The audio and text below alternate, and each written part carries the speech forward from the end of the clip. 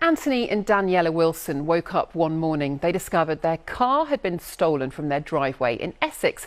But further surprise came a month later when it was found loaded onto a shipping container in Tilbury docks, bound for the Central African state of Congo.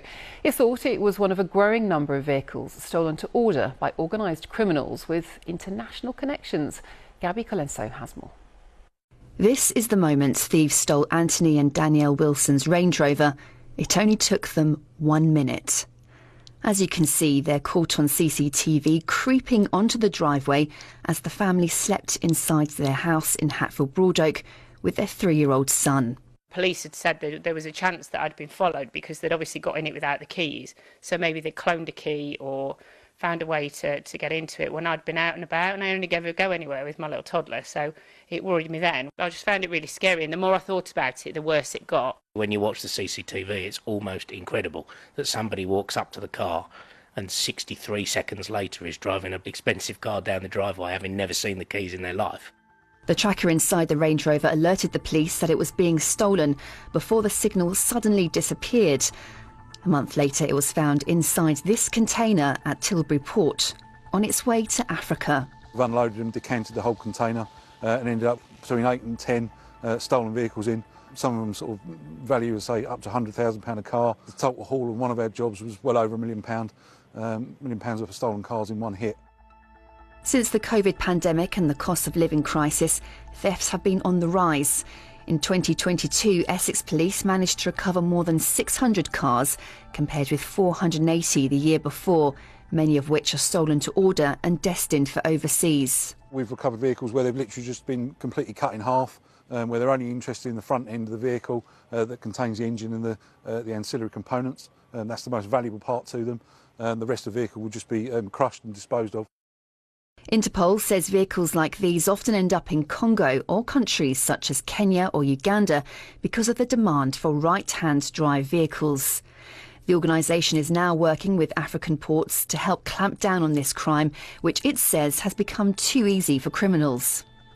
As for the Wilsons, they're still deciding whether or not to replace their car for fear of it happening again. Gabby Colenso, BBC London. So welcome to Challenge the Road. Obviously we've got lots to go through. I don't want to take up too much of your time, but this insurance thing I think is just out of control. It's getting out of hand. I'm not happy about it, even though at the moment I haven't got a Land Rover. You know, I wanted to buy back a Range Rover. I saw prices have dropped and now we know, the real reason out there. A lot of it is this insurance, and from all your comments that you've done, I can see that everyone's paying a lot more for them. I want to try and update you on that, what I've been seeing. So I've got some things here. I feel like it's like the Escort Cosworth of the 90s, this car now, but obviously in huge amount more numbers, 400,000 odd cars, maybe more. The Escort Cosworth was a sports car. It was stolen a lot. My history of that car, really wanted one. I was 23 years old. I put a deposit on one and then realised that the car was 20,000, the insurance was 18, and it was a no-go and I lost my deposit. That's on another video on the stories. But where we are now is trying to see what is going to happen, and it's been very difficult for me to think a good outcome, really difficult. And something happened the last couple of days which is just very interesting. And I've had to take some notes here because there's quite a few bits really. I found out some stuff that Land Rover actually got their own security team getting their own cars back because they're having the same problem. So it's not just you off your drives. This is happening across Land Rover dealerships where they're taking the cars. They've got their own team. They're trying to get them back, which is incredible, really. I think that the other key for me was I wanted to see for myself what these insurance costs were. So I was looking for a Range Rover. I've now just bought a Taycan, which you'll see the video soon. And I thought, right, let's get a quote. So I was with my car guy. We went through the quote. Now, this is a very, very top insurance company, probably the best. They've been really good to us. It's a multi-car policy. We have over 25 vehicles.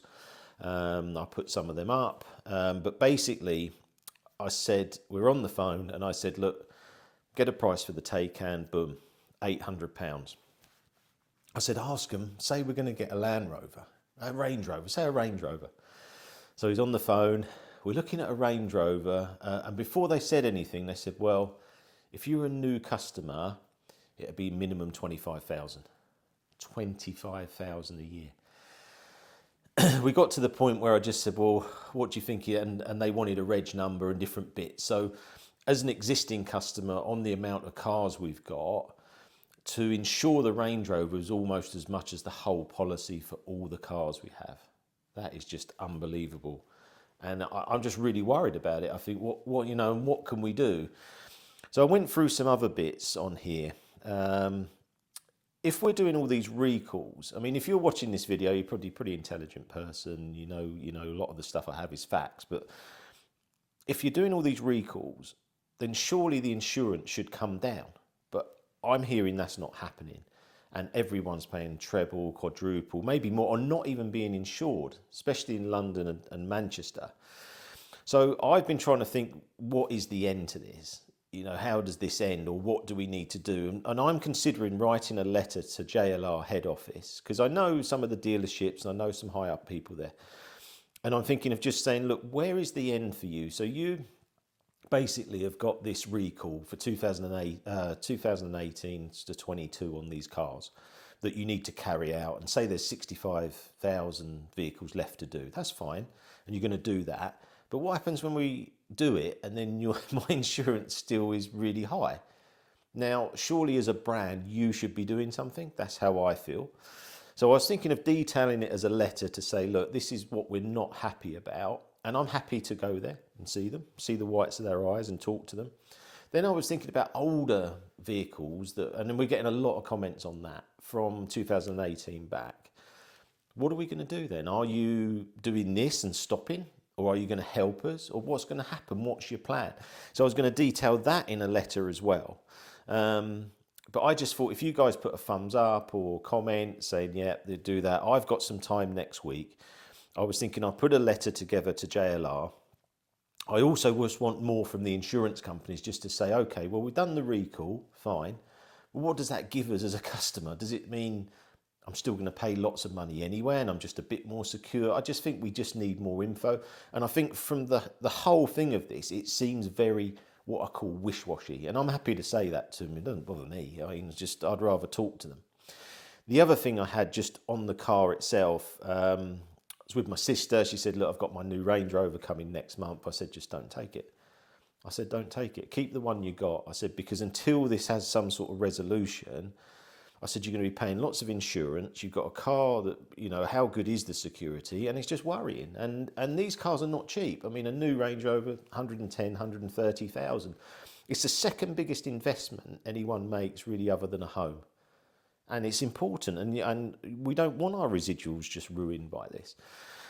So that's what I'm thinking. I know it's a bit of an impromptu video and probably taking up quite a bit of your time, but that's what I'm thinking. So if you give it a thumbs up or comment or whatever, I'm going to put that letter together. I'm going to find someone at JLR and I'm going to put pressure on them.